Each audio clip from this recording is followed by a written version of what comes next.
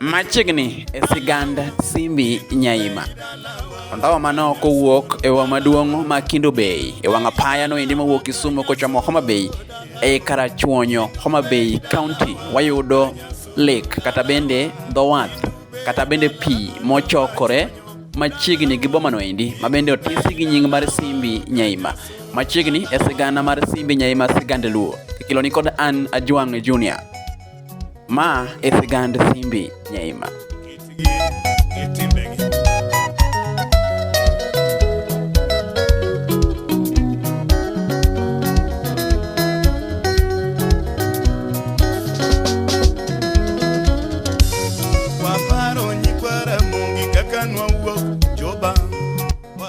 Kaluwore gi sigana mimiyowa kod jodongo go eki manie alwora mar Simbi Nyaima, wayudo ni chon gilala e kind higa mar 1700 kod 1800 ne nitie dala moro manotimo nyasi kaka joluo nung'eyo pile ni nyadhi ne achiel kuom gigo eki maniketo mbele okang'no mamalo. Ne gin gi nyasi mane gibago kendo gi kinde no endi oganda no bedo piny goseke kage ywayo kong'o mor notimo kachieng'. Tapoya nono dhako moro nodonjo gi rangach ka orwakore magalagala to chomo ir jodongo manobedo piny. To kaka ung'eyo pile ni mine ne okwinjre gi chuo, noriembe mokalo mondo odogi kuma ne oaye kata bende odhi obed gi mine wetene. Gi kanyo nochako duong'o dhoudigo eki mag miyo maduong' ka bende ochomo utego eki mamoko. Kaka ung'eyo pile joluo ne bedo gi mon mang'eny. Dhako mokwongo, mar ariyo, mar adek nyalo dhi nyaka mon mohewo 10. Miyo niendi nodwong'o dhot ka dhot to giko achien noyawne gi miyo moro. Kisumo to dalawa kona lejo dalawa, Kisumo dalawa panpaya dalawa.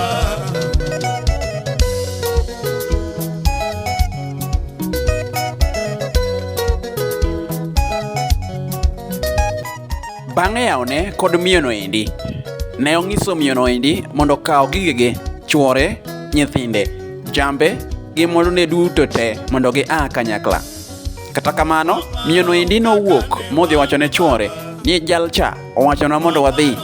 To chuore wira ne osemadho kong'o asasa, nosekwoto kal, nosemadho andiwo, wiye ne ok oparo gimoro.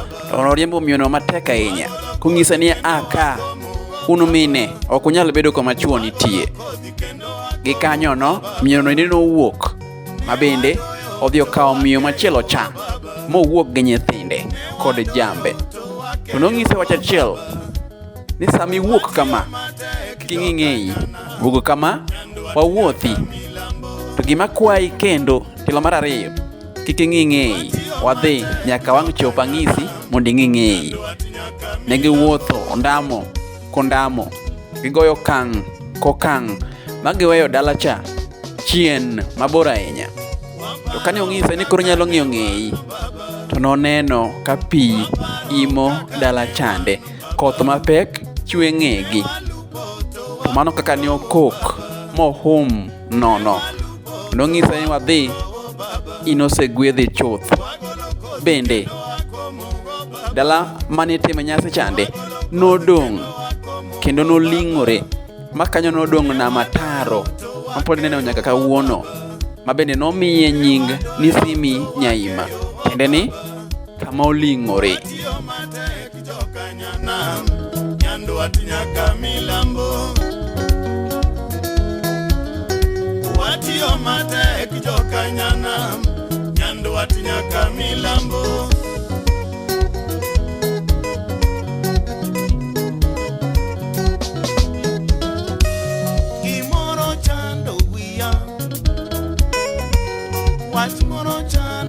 Oganda nodong' kaum gino endi ma otimore, kendo bende nodong' ka ngero manochaki nying no endi mar Simbi Nyaima.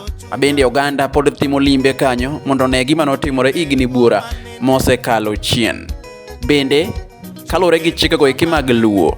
Oganda ne goyo mbaka kendo ne giwacho giwegi ni nyako cha mane obiro e dala Simbi Nyaima nonyalo bedo mino molo kanyunja mane orit mane okone kokalo, koso nonyalo bedo nyamgodho wuod Ombare mane olalo gik moko kata mwandu e nam.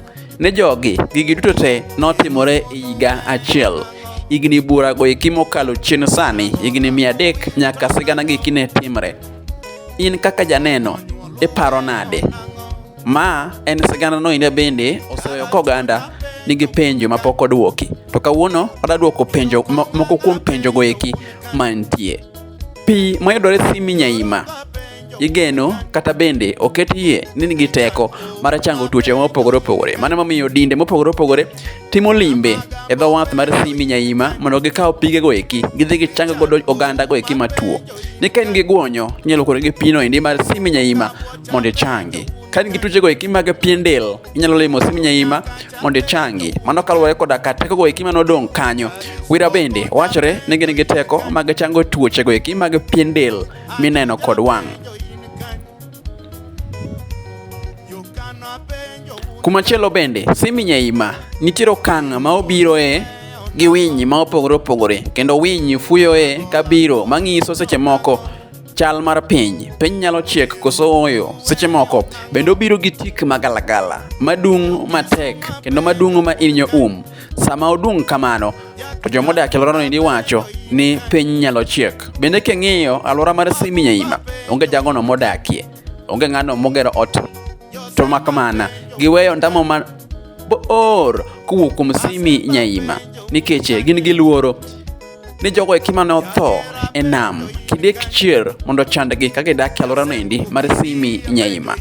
Paramoga nywanga penjo un kanyo tero mono we onang'o nagola kuwito nang'o komonyolu we onang'o. Simbi Nyaima osedong' kama ywayo welo kendo kelo pesa ne oganda modak e alworano endi. To nok makmana ne jogo eki man gi ng'eyo matut ewi Simbi Nyaima. Gigoyo sigana ne welo kendo giyudo omenda mabalang'. To kata kamano kwayo nitie ni tend piny owacho ma Homa Bay onen yo keto maino magi e weche go eki mag gero kendo keto Simbi Nyaima e kirkeki maber mar kelo omenda mabuora ne jodak go eki ma odak e alwora mar Simbi Nyaima e karachuonyo Homa Bay County machiegni kod boma maduong' ma Kendu Bay. Mano endi ema kelo e giko mar winjo sigana no endi mar Simbi Nyaima. Igombo winjo sigana mane e tilo machielo mar Sigand Luo. Maendi ne en Ajwang' Junior AJ Media. Kaka pile wamenyo kendo wakelo ni sigana go eki mamit ahinya. Med luwa machiegni ne mago eki matuche kor gwenge. Sigand Luo mamit koda kambaka go eki magero kendo keto ngimani e okang'no mamalo. Oriti masani orume telo machielo. Odede la kataro siepnani odede la kataro siepnani mayo wodu yo